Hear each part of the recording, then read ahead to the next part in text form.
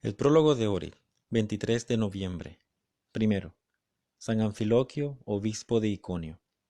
Anfiloquio fue un compatriota, compañero y amigo de San Basilio el Grande y otros grandes santos del siglo IV. Anfiloquio abandonó el tumulto del mundo temprano en la vida y se retiró a una cueva donde, como ermitaño, vivió en ascetismo durante 40 años. Entonces sucedió que el trono episcopal en Iconio fue desalojado, y Anfiloquio, de manera maravillosa, fue elegido y consagrado obispo de Iconio. Fue un pastor espléndido y un gran defensor de la pureza de la fe ortodoxa. Participó en el segundo concilio ecuménico en el 381. Luchaba celosamente contra los impíos Macedonio, los arrianos y Eunomiano. Él personalmente le suplicó a Teodosio el Grande que expulsara a todos los arrianos de todas las ciudades del imperio, pero el emperador no le hizo caso. Unos días después, Anfiloquio se presentó ante el emperador otra vez.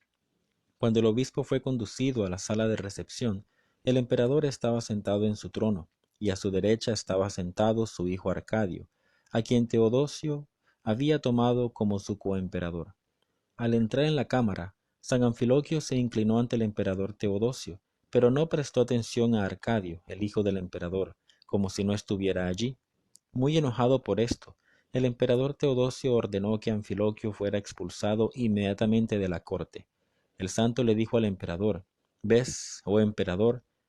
Así también Dios el Padre no tolera la falta de respeto a su Hijo, y está disgustado con la corrupción de aquellos que lo blasfeman, y se enoja con todos los que se adhieren a esa herejía maldita arriana».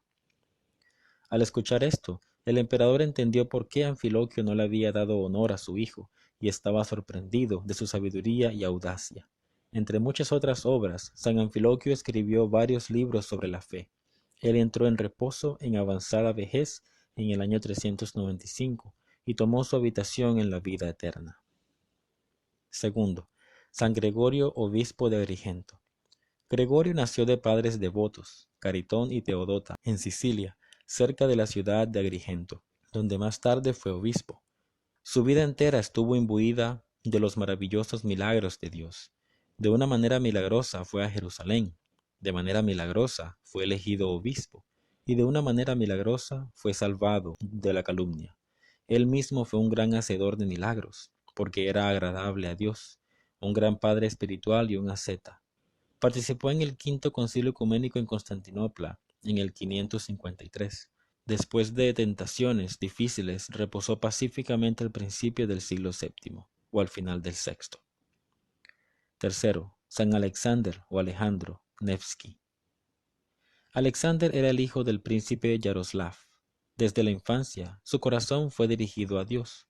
Derrotó a los suecos en el río Neva el 15 de julio de 1240, por lo que recibió la denominación de Nevsky, de río Neva.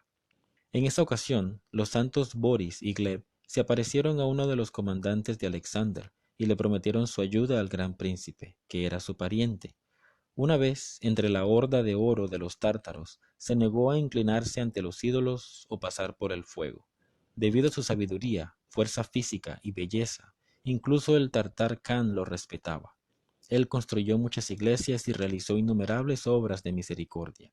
Él entró en reposo el 14 de noviembre de 1263, a la edad de 43 años.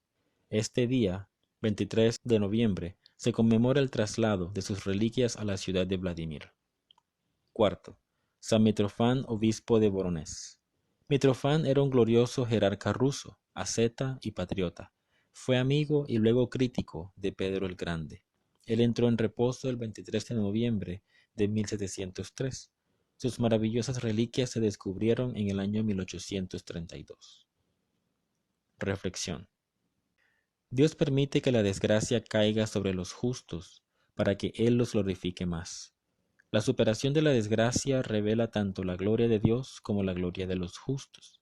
San Gregorio de Agrigento era, en todas las cosas, justo y agradable a Dios. Pero Dios permitió que la desgracia le sobreviniera, similar a la desgracia que una vez alcanzó a San Atanasio y San Macario. Dos sacerdotes, Sabino y Crescencio, por quienes Gregorio había hecho mucho bien, no podían tolerar en absoluto la virtud de Gregorio. porque tal es la naturaleza del vicio, que no puede tolerar la virtud. Consecuentemente, Sabino y Crescencio encontraron una prostituta notoria, y la sobornaron para maldecir a Gregorio diciendo que él había tenido relaciones inmorales con ella. Entonces fue cuando Gregorio estaba en la iglesia. La mujer se introdujo en su habitación y justo cuando Gregorio salió de la iglesia con la gente, ella salió de su habitación. Los dos sacerdotes comenzaron a insultar a Gregorio como un libertino. Sin embargo, Gregorio estaba preparado para cada sufrimiento. Lo confinaron en prisión y luego lo transfirieron a Roma. El Papa les creyó a los difamadores y mantuvo a Gregorio en prisión durante 2 años y medio, sin juicio ni veredicto. Entonces se convocó un concilio para probar el caso de Gregorio, pero Dios juzgó antes de que el hombre pudiera juzgar. La mujer enloqueció y se enojó ante el consejo. Ella no pudo responder ninguna pregunta. Gregorio, el hacedor de milagros, oró a Dios por ella y ella fue sanada, porque el espíritu malo salió de ella.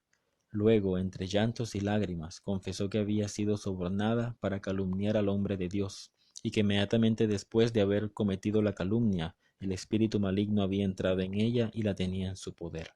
Sabino y Crescencio, junto con los otros difamadores, más de un centenar en número, encontraron que sus rostros de repente se volvieron negros como el carbón, y fueron castigados al exilio. San Gregorio fue devuelto a su diócesis, y fue recibido con gran júbilo por su pueblo. Contemplación. Contemplar la creación maravillosa del mundo. Génesis capítulo 2. Número 1. Cómo Dios dio a las primeras personas todas las plantas y todos los árboles fructíferos como alimento. Y número 2. Cómo les prohibió comer del árbol del conocimiento del bien y del mal, para que no murieran. Homilía sobre la gracia y los dones. Pero a cada uno de nosotros se nos ha dado la gracia conforme a la medida del don de Cristo. Efesios capítulo 4, versículo 7. Aquí está el comienzo de las distinciones entre los cristianos. Al principio, el apóstol enumeraba lo que nos une, es decir, un Señor, una fe, un bautismo, un Dios y Padre de todos. Efesios 4, 5, 6. Sin embargo, aquí enfatiza lo que nos hace involuntariamente diferentes. La medida del don de Cristo nos hace diferentes, la medida según la cual se otorga la gracia del Espíritu Santo. Cristo es la cabeza del gran cuerpo que se llama la Iglesia. Él crea ese cuerpo e individualmente cada miembro de ese cuerpo. Él es el constructor y Él es el único que conoce el plano de ese edificio. No permite que un miembro de este edificio sea desproporcionadamente grande o pequeño. Él da la medida adecuada a todo y a todos. Por lo tanto, le da a unos 5 talentos, otros 2 y otro 1. Él mide y el Espíritu Santo derrama su gracia en consecuencia. Nadie debería sentirse enojado o ser envidioso. Nadie debería estar enojado, porque si ha recibido menos, tendrá menos para responder. Nadie debería sentirse envidioso, porque si alguien ha recibido más, no es suyo, sino de Dios. Si tiene mucho, se le pedirá mucho, como dice en la parábola divina de los talentos. Oh hermanos míos, que cada uno de nosotros seamos conscientes de la medida de nuestro don y nuestra responsabilidad. Respetemos nuestro don y el don de nuestro prójimo, porque todos los dones son de Dios y son divinos. Oh Señor Jesús, dador de los grandes y diferentes dones, a ti la gloria y el agradecimiento por los siglos de los siglos. Amén.